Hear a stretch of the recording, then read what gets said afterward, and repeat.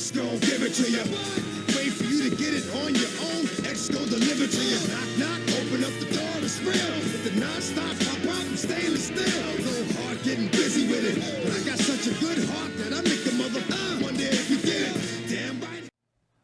There we go. Hey everybody, it's Craig here, Reviews for You. Told you I was going to get you a Solo breakdown. Now this is a detailed breakdown of what Solo is actually going to make. I'm sorry. Too soon? Alright, what Solo actually lost. Now, this comprehensive breakdown right here is going to tell you how much they spent on the budget, how much they spent on marketing,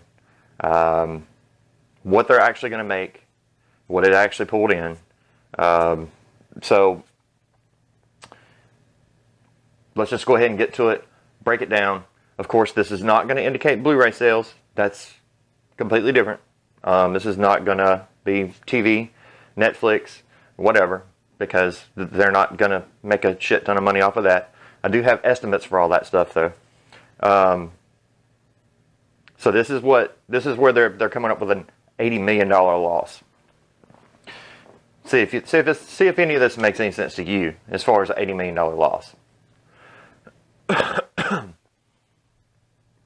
So we know that after the reshoots, we've gotten several different numbers. Originally, it was supposed to be $250 million. Then we heard $350 million, and then we heard $300 million. And from what I'm being told, after reshooting 80% of the movie, we're looking at roughly an estimate of $325 million of what was supposed to be $250. But when you have to reshoot 80% of the movie, of course, production costs go up. Unions ain't cheap.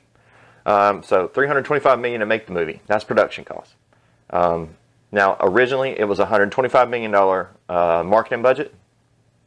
But as we know, as Solo started bombing, they upped it, put an additional $25 million into marketing, trying to get people to go see the movie. In which that market employee, and we're talking about all around the world here, where they went and actually dropped ticket prices down from $10 to $2, and some of them were down to $1, and some were $15 to start, and they would give you 2 tickets for $5, just trying to get people to go see the movie. We know the movie's almost at the end of the run. I think the production numbers on it right now are $388 million worldwide, and that's horrible. I mean, that's just horrible. 395 before they completely pull it, and you have to figure in the amount of, and this is gross. I'm going to go with a 395. I actually think it's going to be around 394, but I'm going to go 395. I'm going to give them an extra $1 million.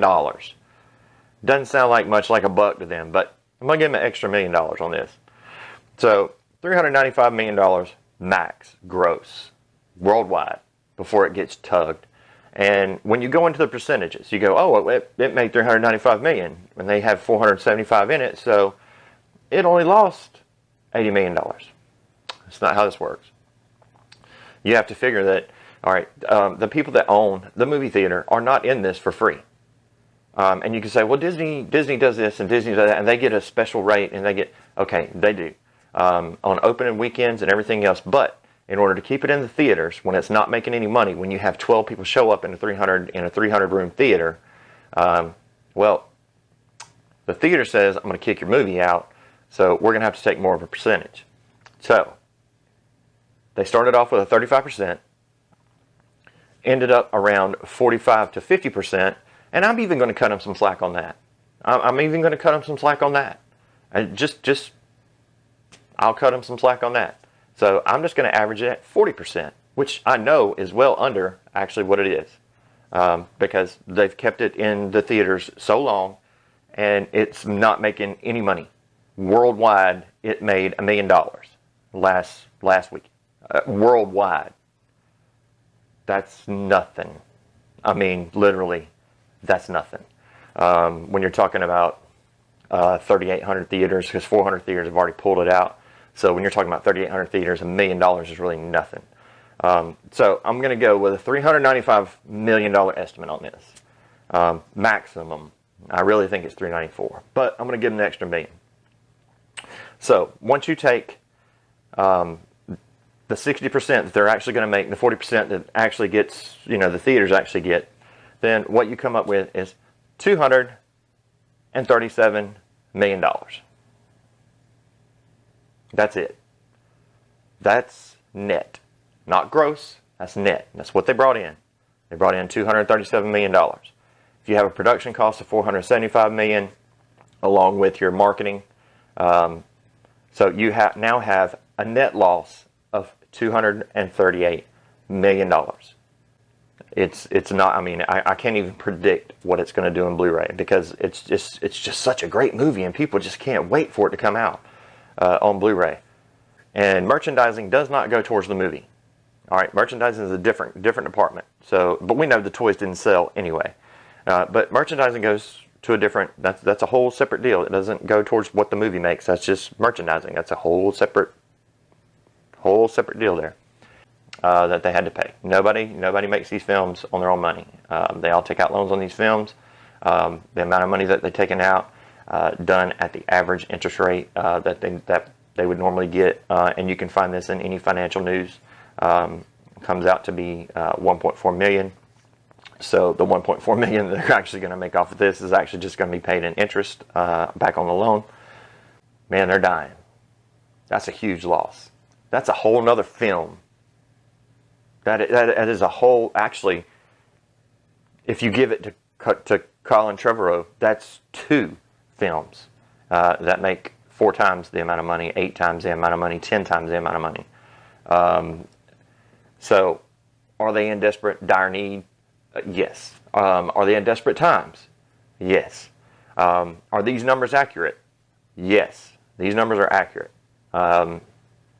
Like I said, I went from 250 because they estimated, but they said 250, and then they estimated 350 with everything else, with all the reshoots and everything else. They estimated 350, which I still think they went more than that, having to reshoot 80% of the movie. The $150 million, which normally would have been $125 to market it. Of course, they did put in the extra money to market it, trying to get more people to watch it. That's $475 million. Just to recap. So they had $475 million in Solo, a movie that nobody wanted. Solo, a nobody wanted Star Wars story that should have never been made. Mistake by Kathleen Kennedy. It's only going to pull in $395 million total before it's completely yanked out of the movie theaters, and that's being very, very generous. Very generous. Which brings them to a 237 million net, which gives them a $238 million loss, plus the 1.4 million. If you lose $250,000 on a movie, and you don't learn a lesson, and you're able to keep your job, and you say, well, they've made blah blah blah. Okay, they haven't made that much money. The only movie that made a whole lot of money was The Force Awakens. That's because they tricked our ass on it. Rogue One did make money. Smaller budget, still made $1 billion gross. Advertising budget was about the same as Solo, so. They actually made some money, but what they made, Solo took right away. And when it comes down to it, you're only looking at like $390 million on The Last Jedi, what it actually made net. So, really, they out of 4 movies, they've made $1.2 billion, and that's only because The Force Awakens did over $2 billion in sales. The rest of them haven't performed at all. That's a Kathleen Kennedy issue. That's a which film should we make? How do we do this? Blah, blah, blah. I have a whole list of Kathleen Kennedy issues, and I'll be posting that video right after this one goes up. I wanted to get my Solo video out, and I did it last night, and then took a nap. Been raining all day. Just woke up, so it's just now getting uploaded. But these are the numbers I come up with, which I also have some numbers from other people in the financial part.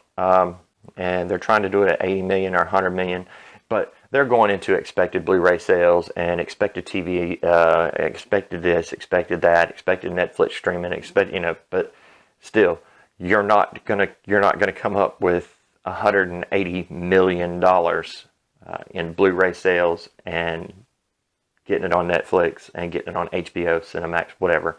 You're not going to come up with $180 million. Nobody's going to do that. You've bankrupted the fucking company. You've bankrupted your toy manufacturer. I mean, come on. You just rotten to the core.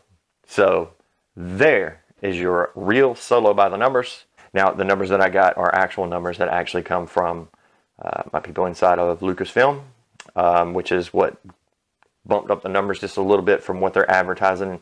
I think Variety had them advertising at 250 million, but we already know that they bumped that up. We heard 250 million a long time ago, and then we also heard that it went to 350 million. And I was just going to average at 300, but when they got back to me and told me it was right at 325 million, and then they put the other 25 million into marketing. So that brings it up to 475. So from there on, I mean, everything else is public knowledge. You can literally just look it up. Just type in Solo box office numbers, and it'll bring up the box office numbers. Yes, Disney did originally have a 35% deal. However, that's only if the movie's making money. It cost them more to keep it in there if nobody's watching it, and nobody was watching it, so it cost them more to keep it up in there. So averaging out at 40% is still being extremely generous.